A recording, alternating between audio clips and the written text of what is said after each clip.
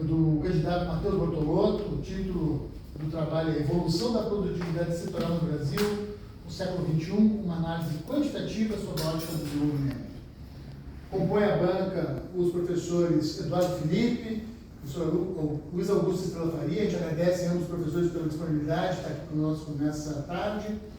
Então, Matheus, a gente vai dar início aos trabalhos. Tu vai ter 10 a 15 minutos para fazer a tua apresentação. Fim da apresentação, a gente vai iniciar a arguição. A gente vai iniciar pela ordem da ata, com o primeiro professor Eduardo Felipe faz a arguição. Tu responde as questões do professor Eduardo. Na sequência, a gente passa para o professor Luiz Augusto, que vai também fazer a arguição e tu vai responder. Fim dessa etapa, a gente pede para ti, para o público estar interessado, para a gente deliberar a avaliação. Essa é a nossa rotina nessa tarde. A palavra está contigo, Matheus. Obrigado. Boa tarde. Conforme o professor Alessandro falou, o título do meu trabalho é Evolução da Produtividade Setorial no Brasil, do século XXI, uma análise quantitativa sobre a ótica do desenvolvimento. O objetivo desse estudo é analisar a produtividade setorial no Brasil entre os anos de 2000 a 2021, relacionar a produtividade e o desenvolvimento econômico, avaliar impactos e choques e ciclos econômicos e identificar padrões estruturais e setoriais. A questão central que norteou esse tema é como a produtividade setorial no Brasil evoluiu no século XXI, considerando a renda do trabalhador e os impactos dos principais choques e ciclos econômicos ao longo do período. Iniciando aqui, nós temos então um breve resumo dos fatores que influenciam para o aumento da produtividade, que seria trabalho, capital e tecnologia, gera um aumento de produtividade e gera um crescimento econômico e desenvolvimento. Uma análise simplificada, claro. Segundo Morcero, em seus estudos, ele aponta como um processo tradicional de desenvolvimento econômico, uma economia que inicia predominantemente na área de agropecuária e indústria extrativista. À medida que ela aumenta a sua tecnologia e vai em inovações, ela gera uma demanda maior, ela gera mecanização e demanda maior por bens de capital, que transfere renda para a indústria, gera maior especialização, ganhos de escala e inovação, construindo uma malha produtiva industrial, para, por fim, se direcionar à área do setor de serviços com menor ganho de produtividade e maior heterogeneidade. Aqui nós temos alguns fatos estilizados para esse estudo. A produtividade do trabalho tende a crescer com a tecnologia e capital, conforme informado anteriormente. Temos aqui a estagnação da produtividade do capital com retornos marginais decrescentes, impulsionando inovações disruptivas por parte dos empreendedores visando posições monopolísticas de mercado e ganhos extraordinários, paridade entre salários reais e produtividade. À medida que a produtividade avança, os salários reais tendem a crescer proporcionalmente e a estabilidade relativa das participações do rendimento. Aqui eu trago um pouco de Caldor e influência sobre o seu estudo em relação ao papel da indústria para o crescimento e desenvolvimento econômico. Em seu estudo, ele analisa 12 economias e todas as economias que cresceram a taxas médias superiores a 3% ao ano, tiveram um crescimento maior ainda no seu setor manufatureiro. Ele atribui isso, assim como o Adam Smith, à lei dos retornos crescentes de escala, mas não somente. A indústria é capaz de explicar esse crescimento. Ele também traz o caráter da indústria como um fator que dinamiza a produtividade em vista de um processo cumulativo impulsionado por aprendizado produtivo, o learning by doing, um processo endógeno de aprendizado como produto da experiência.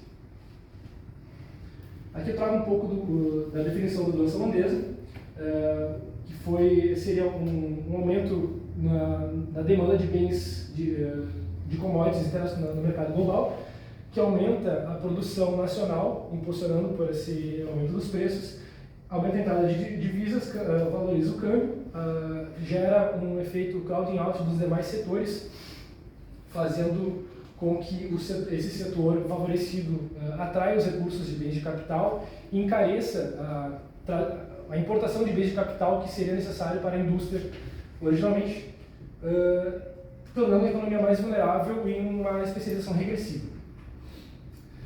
A doença holandesa no Brasil não foi um processo típico, conforme a literatura clássica.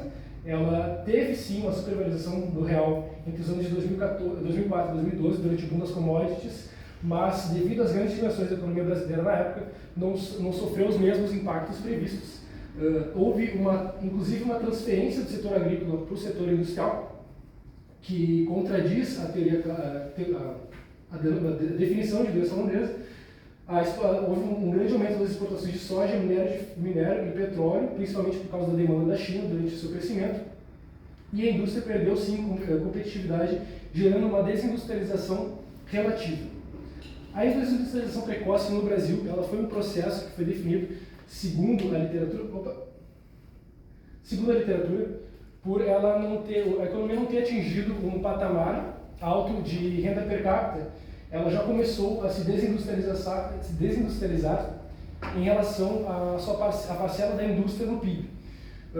Um estudo muito recente, de maio desse ano, ele traz uma regressão econométrica que informa que o único fator relevante para explicar a desindustrialização durante o período é a tendência temporal. Ou seja, essa análise quantitativa realizada, ela nos traz informações de que pode-se descartar a hipótese da doença holandesa como causadora da desindustrialização brasileira.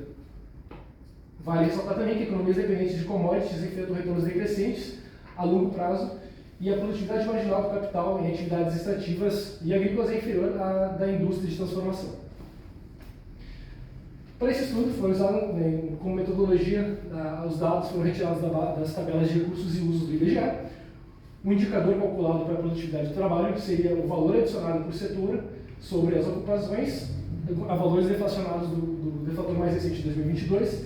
A nível macro, nós temos 12 setores durante o período de 2000 a 2021, e a micro, devido à disponibilidade dos dados mais recentes, 68 subsetores de 2011 a 2021. Todos os dados são oficiais, sem imputações. Os resultados obtidos. Durante 2000 a 2010, tivemos um crescimento médio de 5,9% ao ano da produtividade da economia como um todo. A indústria de transformação ela teve um crescimento um pouco abaixo da média, com 4,7%, e oscilação da participação no PIB, conforme vai sendo demonstrado nos gráficos posteriores. O comércio ele teve um crescimento bem expressivo de 10,5% ao ano. Indústrias extrativas foi o maior crescimento, em 17,7%, com alta volatilidade, principalmente devido à variação dos preços internacionais. Serviços teve uma alta heterogeneidade, com atividades financeiras e de seguros e serviços relacionados a 6,3% na taxa de crescimento ao ano, acima da média. E informação e comunicação teve um crescimento abaixo da média, com 2,9% ao ano.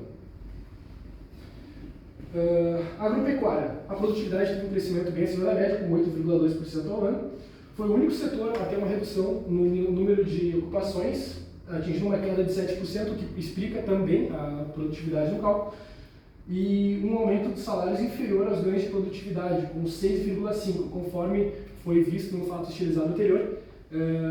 Tem a tendência de que a economia, os salários reais acompanhem a produtividade. Nesse caso, tivemos uma diferença, principalmente estudada de acordo com a literatura, devido à heterogeneidade do próprio setor, dividido em agronegócio, com grande concentração de renda em unidades mais produtivas, e a agricultura familiar, com pequenas propriedades.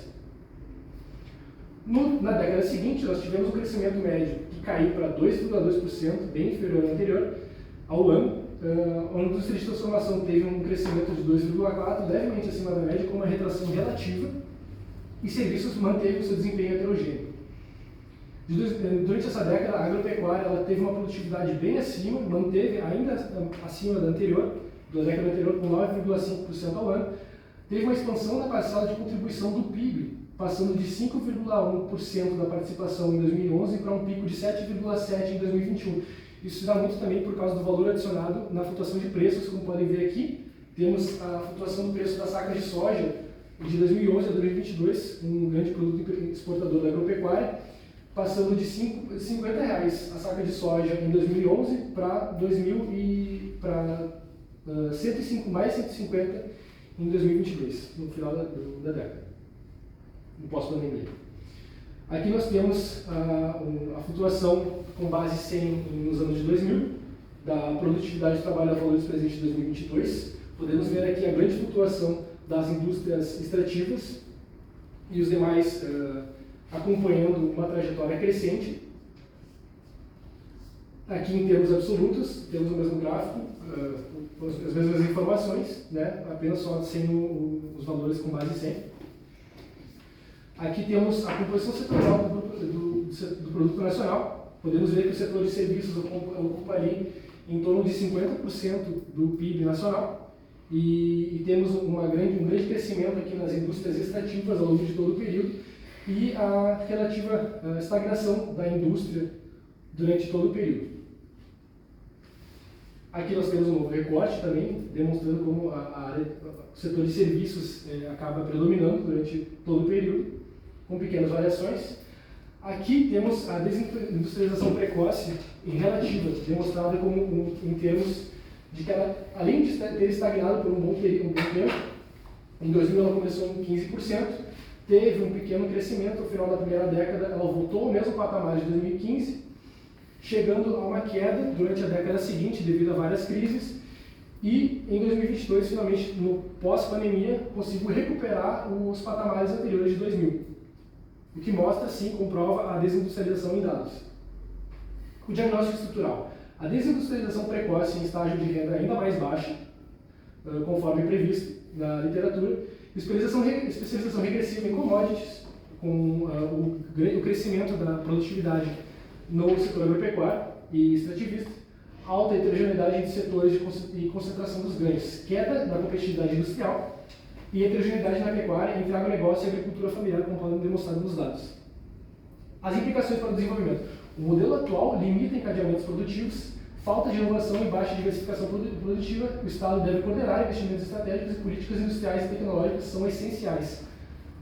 Considerações finais. Aqui nós temos a produtividade, que a produtividade vai crescer de forma desigual. A desindustrialização ocorreu de forma relativa e sem base produtiva sólida, constituída antes do avanço no seu processo de desenvolvimento. Serviços apresentam forte heterogeneidade da nossa economia e a necessidade de políticas estruturantes para a manutenção do crescimento sustentável e desenvolvimento.